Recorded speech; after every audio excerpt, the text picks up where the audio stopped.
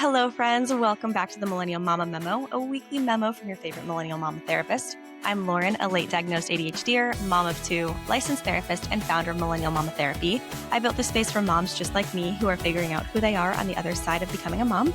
I work with moms all throughout California, and I also host 2 free virtual support groups for moms everywhere. If you're new here, hi, I'm so glad that you found me. And if you're a regular, welcome back. Let's get into it.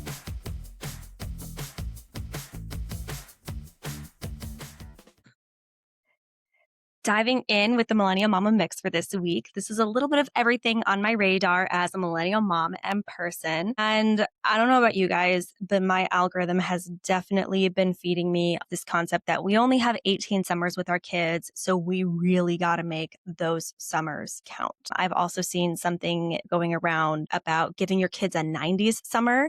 And I got to give credit where credit is due, and that's to Ash Brandon, the gamer educator. I will put a link to their reel in the show notes. But I love their take on this idea of the 90s summer. And I think it dovetails really well with this idea of we only have 18 summers. First off, I just want to say, wow, talk about pressure. If we only have 18 summers with our kids, any opportunity that we're not making the most of it is like a missed opportunity. And sure, that's one way to look at it.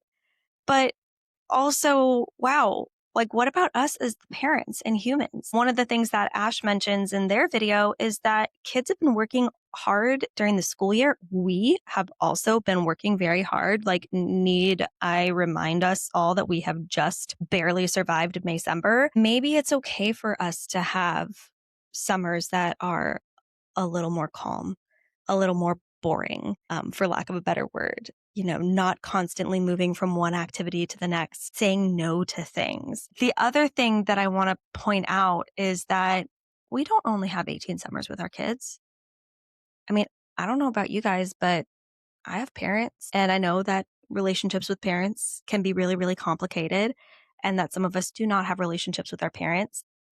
But I'm seeing my parents this summer, and later in the summer, we're going on our annual glamping trip with my in-laws. So they're still spending time with their child in the summer. I kind of want to take this idea of we only have 18 summers and flip it on its head. What if we were to parent with the future in mind? Rather than focusing on giving our kids this freaking amazing summer that they're going to remember for the rest of their life, like, what if we do absolutely give them wonderful and amazing experiences? But what if, like, we focus on parenting with the future in mind, parenting our children as though they are humans because that's who they are, and thinking about how do we build a respectful relationship with them, setting boundaries as appropriate, providing appropriate discipline, of course, because they are children, but parenting in such a way that they want to continue having relationships with us in the future when they are adults, when we have shifted from the parent-child relationship to a peer-to-peer relationship where they want to spend time with us. They want to do trips with us with the grandkids. So we don't only have 18 summers. We actually have so many more than that. And maybe in releasing some of the pressure on ourselves to give our kids these 18 perfect summers or a 90s summer, we end up finding real ways to connect with our children in the midst of that. And just a friendly reminder too, that connection doesn't require 100% attention.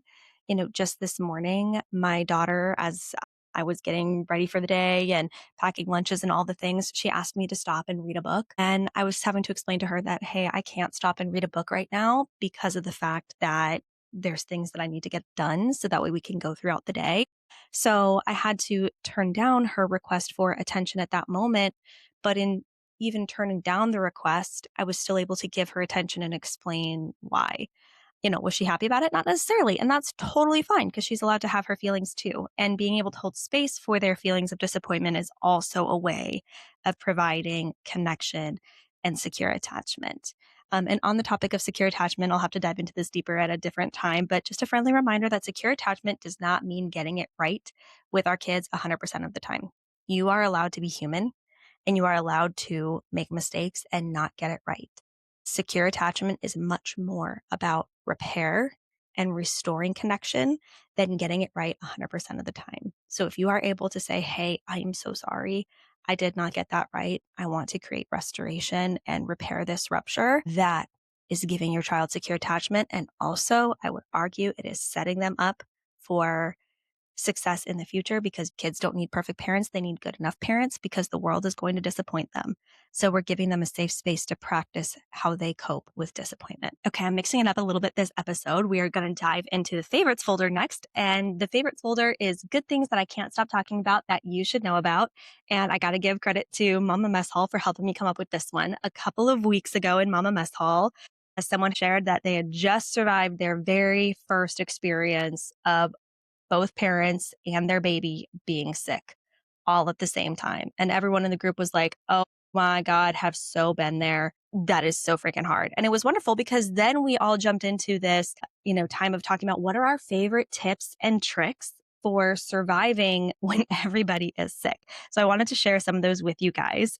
First one is having freezer meals on standby. So if you make a giant pot of chili, take half of that, put it in a freezer bag, stick it in your freezer, label it with like the date, and have that on hand just in case. Another great tip is to keep shelf stable comfort food or snacks on hand. Like if you have certain things that you just crave when you are sick, have those hiding in the back of your pantry, so that when everybody does get sick at some point, you have those everywhere. This next tip is from me. And that is disposable thermometer covers, because I swear there was one time that me and my husband and my daughter just all kept passing germs back and forth to each other, because I was not sanitizing the thermometer properly in between. And so eventually I ended up getting disposable thermometer covers, because especially once you add in more than one child and people aren't feeling well, it just keeps everything clean, helps prevent the spread of germs. The next one comes from a good friend of mine who is an ER nurse, and she recommends emesis bags. That's a fancy way to say barf bags, having them on hand. So that way everybody has one, and then you can just throw it away. I know folks who also keep them in their cars or diaper bags or things like that. Next tip is to ask for help. And I know this is so freaking hard for so many of us, especially because as parents, as moms, we often get this message that we should do it on our own. Or if we don't have help local to us, we don't have family or friends nearby, like who do we turn to? But even if folks aren't local to you, they can still place a grocery order for you. They can still DoorDash you food or medicine. Um, they can, reach out to local organizations or things on your behalf. They can make phone calls for you. There's so many different things that people can do, even if they are not physically near by you. So definitely ask for help. I know that's a muscle that so many of us have to strengthen after we become parents. Oftentimes before we become parents, we're like, I got this. I can totally do this. I've got it. And there's nothing like parenthood, and especially being sick at the same time as your partner / co-parent, and at the same time as your kiddos, to show you that no, we cannot do it all by ourselves. And it's okay to need help. And this last tip is another one from me that I have learned through personal experience, and that is to just let yourself be sick. I know it is so tempting to just push through when you feel yourself getting sick, because we have things to do. We have lunches to pack, we have laundry to do, we have pickup, we have work, we have all of these different things. But if you push through more than you need to, it will come back and bite you in the butt. You will be sick for longer. It will extend the time that you're sick. My husband and I have both done this so many times, where we thought we were getting better and tried to go back full force into our normal routine, only to get knocked back on our butts again and be like, okay, I need to go back to bed. I am not feeling well. And so if you just let yourself be sick, as soon as you start noticing you're getting sick, chances are you will be sick for less amount of time. You will give yourself the rest you need, start asking for help, all of that. It will just make the experience better, for sure better, and hopefully shorten it as well, or at the very least, not prolong it unnecessarily. So what's your best tip for when everybody in the house is sick? Shoot me a DM or leave a comment under the episode post on Instagram and tell me what your favorite tips are for when you are sick and you need a life hack to just help you get through. All right, moving on to Pink Couch Post-its. These are updates, hot takes, and things worth knowing from the Millennial Mama universe. And today I want to tell you a little bit about my match framework. The match framework is something that I came up with to kind of describe how I approach my work with clients.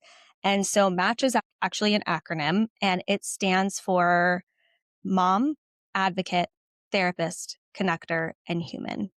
And so these are like the 5 lenses that I utilize as I approach my work. So each time that I'm working with a patient, I'm not just working with them as a therapist, I'm also working with them from the perspective of being a mom myself, of being an advocate and looking at how can I advocate for this person? How can I advocate for this person's needs, for their families, get them support, rally folks around them? Obviously, when I'm sitting in a therapist role, I'm looking at things from the perspective of a therapist. So clinically, what's going on and what's clinically appropriate. I'm also looking at things as a connector. So, what other connections and resources does this person need? Like I said, I love being a connector. I love having a huge referral network of providers who are doing phenomenal work with moms and parents that I can help refer people to, because sometimes I might have somebody sitting across from me and they're experiencing challenges in their intimate relationship with their partner. And as we go on, I realized, hey, like this isn't so much an emotional thing as it is a physical thing. And honestly, pelvic floor PT would be a really great place for you to go to get some support in this area. Because as a therapist, I can't work with somebody's pelvic floor. That is completely outside my scope of practice, for one thing, and scope of competency for another very important thing. So I love being a connector and helping people get where they need to be. And then finally, I also approach my work through the lens of being a human, just being a human, sitting across from another human, offering that safe, secure attachment, that non-judgmental space to just explore what it means to be a human, and that being human is complex and messy and imperfect. And that's totally okay. All we can do is the best we can with what we've got. Like I said earlier in this episode, being a good enough parent is plenty. We do not need to be perfect. So, with all that in mind, my question is, are we a match? Do you align with my match framework, my way of approaching my work as a mom, an advocate, a therapist, a connector, a human? If so, then I want to bring us into one last thing, which is where I share all the ways that we can work together. If you're a millennial mom in California, I would love to work with you, especially if you align with my match framework. So there are 2 ways to start our journey. One is resourcing calls. This is where you can get connected with local supports and resources. Resourcing calls are 1 hour and they are non-clinical, so they are available to anyone, anywhere. However, moms who are in California and in the Sacramento area specifically are going to get a lot of value from them, because that is where my resource networks are the most heavy. However, I am always open to connecting with new providers and love researching and finding new people to connect with. So don't let that stop you if you are not local to me. And then the next way that we can start our journey together is through consultation calls. And this is the starting point for any type of clinical work with me, whether you want to do talk therapy with the back to me method, learning who you are on the other side of motherhood, figuring out who you are, reconnecting with yourself, or if you want to do an ART, accelerated resolution therapy intensive. And again, I like to differentiate those 2 things, where talk therapy is kind of like a long, meandering, multi-state road trip. We have general guidelines of where we're wanting to end up, but we kind of enjoy the journey as we go. Versus ART intensives are going on that targeted weekend road trip to go see your favorite band, to go to Coachella. There is a reason, a specific purpose. We are targeting something, we are treating something, we are getting it out so you never have to deal with it again. Both types of calls are available on Wednesdays. So if you think that you want to work with me, if you align with my match framework, if you think we are a match, go ahead and grab your spot. All of the links for that are going to be in the show notes or in my bio on my social media.